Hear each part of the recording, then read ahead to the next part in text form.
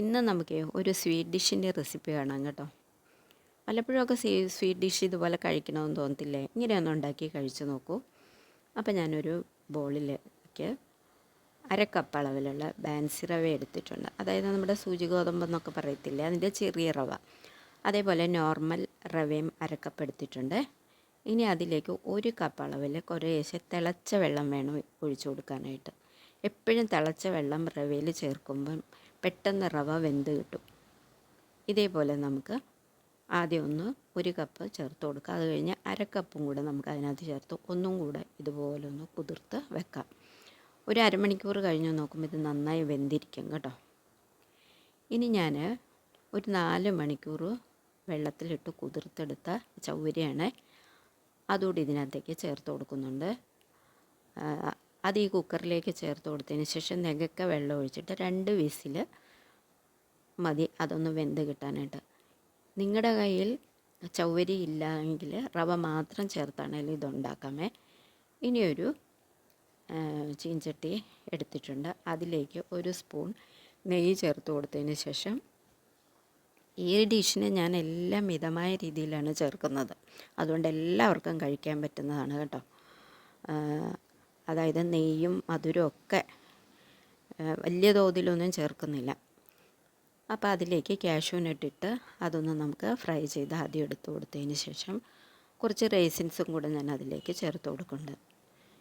അതും ഒന്ന് നന്നായിട്ട് മൂത്ത് വന്നൊരു ബോൾസ് പോലെയൊക്കെ ആയി കഴിയുമ്പോഴത്തേക്കും നമുക്ക് ഈ നെയ്യിൽ നിന്ന് മാറ്റി കൊടുക്കാം.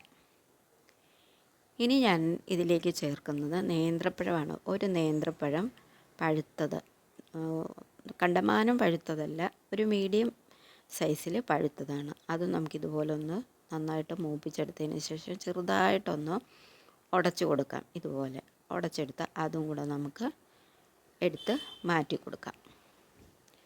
ഇനി ഈ പാത്രത്തിലേക്ക് തന്നെ ഞാൻ ചേർക്കുന്നത് ഒരു കപ്പ് അളവിൽ, അതായത് നമ്മൾ റവ എടുത്ത കപ്പുണ്ടല്ലോ, ആ കപ്പിന് അനുസരിച്ച് ആ അളവിൽ ഉള്ള ശർക്കര പൊടിച്ചതാണ് ചേർത്ത് കൊടുക്കുന്നത്.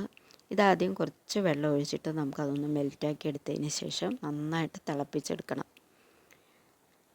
നിങ്ങൾക്ക് ഇതിൽ കൂടുതൽ മധുരം വേണേലും ചേർക്കാം കേട്ടോ. 1.5 കപ്പ് ശർക്കരപ്പൊടി ചേർക്കാം. അല്ലെങ്കിൽ 1 കപ്പ് ശർക്കരയും 1/2 കപ്പ് പഞ്ചസാരയും ചേർക്കാം. ഇല്ലാന്നുണ്ടെങ്കിൽ ഇത് പഞ്ചസാര മാത്രമായിട്ടാണെങ്കിലും നമുക്ക് ഉണ്ടാക്കിയെടുക്കാം. അതൊക്കെ അവരവരുടെ ഇഷ്ടം പോലെ ചെയ്യാം. ഇനി ഇതൊന്ന് നന്നായിട്ട് തിളച്ച് വരട്ടെ. തിളച്ച് വന്നതിന് ശേഷം നമുക്കിതൊന്ന് അരിച്ചെടുക്കാം.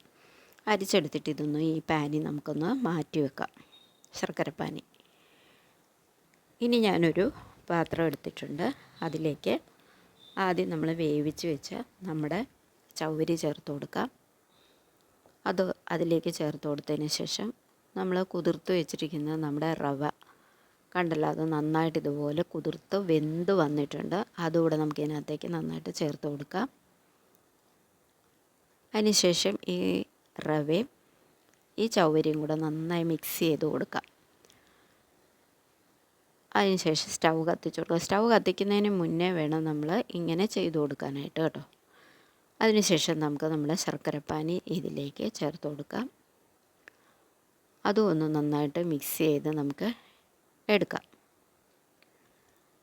ഇതുപോലെ അതും ഒന്ന് മിക്സ് ചെയ്തെടുത്തതിന് ശേഷം ഇനി നമ്മളിതിനകത്തേക്ക് ചേർക്കുന്നത് ഒരു 1/2 കപ്പ് അളവിലുള്ള ചിരവിയ തേങ്ങയാണ് കേട്ടോ.